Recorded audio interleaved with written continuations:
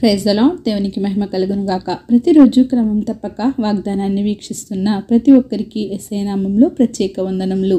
Subscribe చేసుకుని అనేక మందికి షేర్ చేసి దేవుని మాటల ద్వారా బలపరచండి. ఈ దినమునకై ఏర్పాటు చేయబడిన దేవుని వాగ్దానము. కీర్తనల గ్రంథము 32వ అధ్యాయము 8వ వచనము. నీకు ఉపదేశము చేసేదను, నీవు నడవవలసిన మార్గమును నీకు బోధించెదను, నీ మీద దృష్టి ఉంచి నీకు ఆలోచన చెప్పెదను. I will instruct thee and teach thee in the way which thou shalt go. I will guide thee with mine eye. ఎవరైతే దేవుని మీద ఆనుకుని జీవిస్తారో వారికి దేవుడే తగిన సమయంలో తగు రీతిగా ఉపదేశమును ఉపదేశించి వారు నడవవలసిన మార్గమును వారికి తెలియపరిచి దానిలో క్షేమమును దయచేయువాడు. నీకు ఏ ఆలోచన రాని సమయంలో నీ పైన దృష్టి నిలిపి నీకు ఆలోచన చెప్పి ఆ ఆలోచన ప్రకారం నిన్ను నడిపిస్తాడు.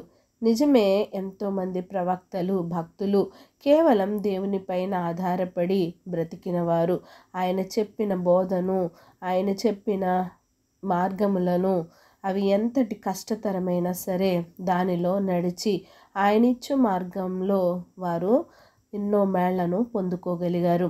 అలాంటి వారిని దేవుడు విడిచిపెట్టకుండా వారు ఏ పరిస్థితిలో ఉన్నా సరే వారిని పైకి లేవనెత్తి నడిపించారు.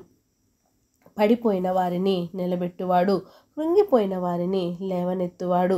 ఎవరైతే వారి దోషములను కప్పుకొనక ఆయన ఎదుట ఒప్పుకొని విడిచిపెట్టి వారు చేసిన అతిక్రమములను ఆయన సన్నిధిలో ఒప్పుకొని పాప దోషమును పరిహరించుకుంటారో వారికి దేవుడు ఆశ్రయముగా ఉంటాడు. దావీదు మహారాజు అంటాడు, ఆయన చేసిన పాపములను, ఆయన చేసిన అతిక్రమములను ఒప్పుకొని విడిచిపెట్టి పశ్చాత్తాపపడ్డాడు. కనుకనే నా దాగుచోటు నీవేనయ్యా, నా శ్రమలో నుండి నన్ను రక్షించువాడవు నీవేనయ్యా అని సెలవిచ్చారు. కనుక నీ దేవుడు దావీదు మహారాజుకు ఆయన ఇచ్చిన చక్కని ఉపదేశములతో, చక్కని ఆలోచనలతో రాజ్యాన్ని పరిపాలించాడు. రాజుగా తను చేయవలసిన, ఆయన నడవవలసిన మార్గమును బోధించాడు. మనము కూడా పాపములను కప్పుకొనక ఒప్పుకొని విడిచిపెట్టాలి.